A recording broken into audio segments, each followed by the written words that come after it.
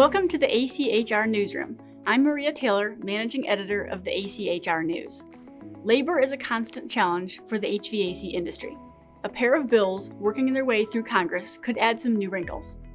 The National Apprenticeship Act of 2021 passed the House of Representatives on February 5th. The bill proposes $3.5 billion in federal funding for apprenticeship programs over the next 5 years. It would replace an apprenticeship program created during the Trump administration that President Biden rescinded in February. Critics of the new program say it focuses too heavily on union programs. ACA questioned the change, stating that the proposed bill fails to take full advantage of the resources available. The other major labor legislation is the PRO Act. This bill touches on multiple areas of employee rights, union authorities, labor practices, and labor law enforcement, and related elections and communications. The bill is seen by both critics and supporters as very pro-union. Both ACA and the Associated General Contractors of America oppose the bill. The groups say it gives too much power to unions. The act passed the House last year, but never made it to a vote in the Senate, which at the time was in Republican hands. Many observers believe passage this year rests on whether the Republicans can filibuster the bill. A third major labor issue, an increase in the minimum wage, failed to make the cut in the recently passed COVID-19 relief bill.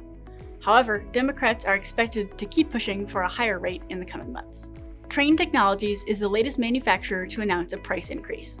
The company's commercial HVAC division announced a price increase of up to 7.5% on select Trane unitary, applied, and controls equipment. The increase takes effect April 9th. Earlier, Aeon announced a price increase of 4% on all its HVAC equipment. The Oklahoma-based manufacturer cited several reasons for the higher prices, including raw material and component costs, which are up 30 to 50% compared to last year. Steel is one of the main drivers of these higher costs.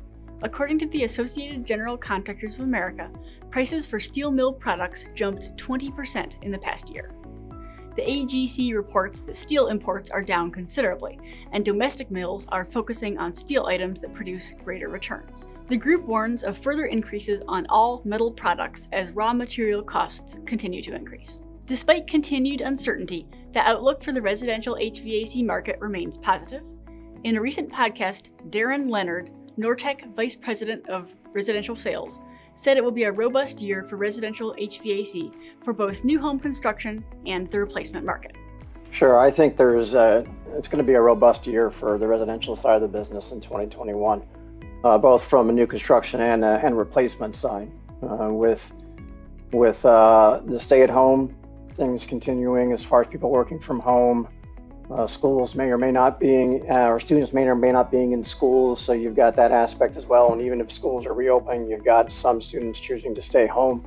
Therefore, a parent or two will be staying home with them, meaning that you're going to have your HVAC system in your home being used at parts of the day where you normally wouldn't, in a normal world, if you will. So that's going to drive the replacement market as well. So we continue to see that in robust in 2021 and building off the growth that really started in the back half of 2020. Leonard expects sales to remain high even after the elevated pace seen in 2020. He attributes that to a combination of stimulus money, needed replacements, and the continuing shift to more activities at home, including education and work. For more on these and other stories, please visit achrnews.com. I'm Maria Taylor. Thank you for watching.